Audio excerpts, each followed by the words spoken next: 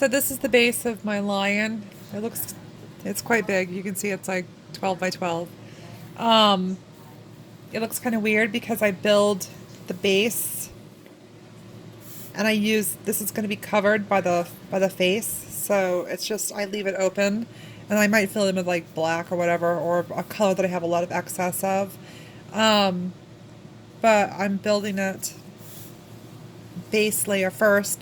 Then I'm going to have the face on top of that layer, and then I'm going to blend from the face down to this bottom layer, another section of mane to kind of cover all these little, like almost like wheat shaped, I don't know, I don't know, mane pieces, I guess you'd call it.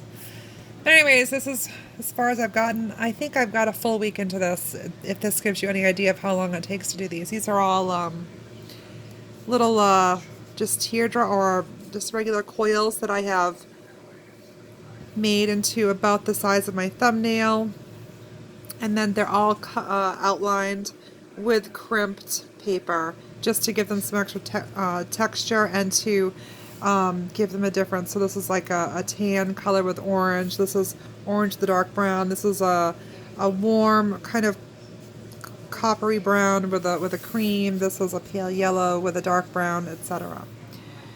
So I'm working on the top portion of the mane today. It looks like I actually forgot to build a section here, which I'm going to have to add in when I come back around. Not that's a big deal. I can just grab a piece of paper and just pop one in. So I'm expecting this to be done by tomorrow, and then I'm going to start doing the face. I've actually already did the eyes. So that's just a matter of the nose. I've done the nose too. I just had those all separate. I haven't put them on yet.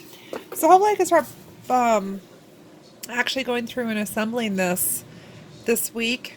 And of course it's going to look a lot better once the second layer is built over it. It's not going to be quite as bright and, kind of different looking, different like, kind of like changing colors. It's going to be blended better. So that's how I did my first line. That's how I'm doing my second line. And the difficulty this time around was getting the mane to flow correctly, but still stay within the 12 by 12 dimensions that I needed to do. I actually rebuilt it twice, this base, because it's just hard to get a lion mane shaped base without actually having a face on it. You just have to do a lot of guessing. So anyways, I use these lovely quilting pins because they hold the paper down really nicely, and this allows me to build open designs like this and move them and change them, as opposed to if I was to build this on a background, this would all be glued down, and it would be kind of permanent, and I don't like that because I was doing a lot of alterations with this every time I worked a little bit on it. On another note, I've tried yet another glue bottle. This one it's got a really nice soft squeeze to it, which is what I want, a really nice, very flexible bottle, but the needle tip is super long. Now, the length of the needle tip means that air never gets down inside of there, so it will, of course, I'm lying now. The first time it's ever plugged up on me. Oh, anyways, let's see if that was the problem.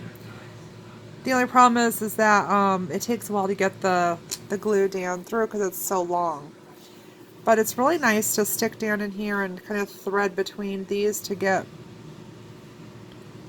glue in there. Anyways, I think, like I said, this is going to look a lot better once it's filled out and once a layer is on top of it. And let me hop over here for reference. It's a little different than my old lion.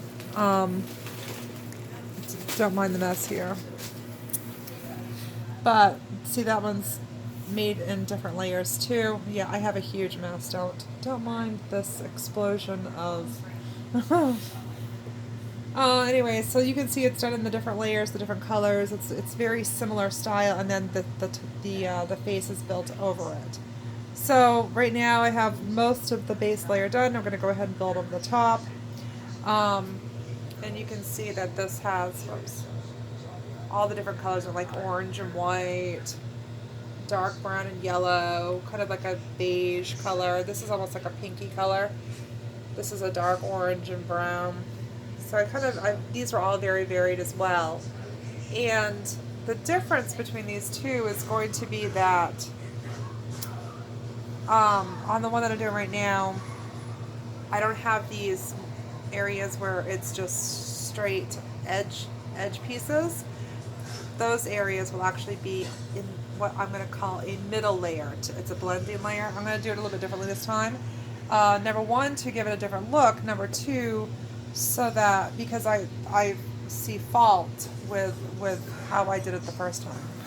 So anyways, we're going to see how this works. I'm really impressed with how it's coming out. I'm also very shocked at how slow it's going. I guess that quilling large pieces is kind of like childbirth.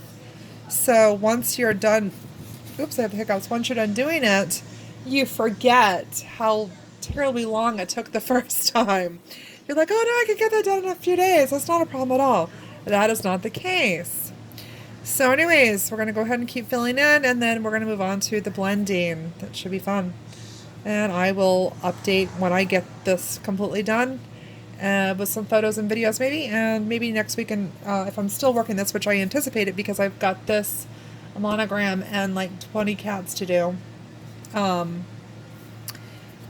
do some live quilling so you actually can watch the process. And I think that by this weekend I'm going to be working on the rest of the face, actually assembling it.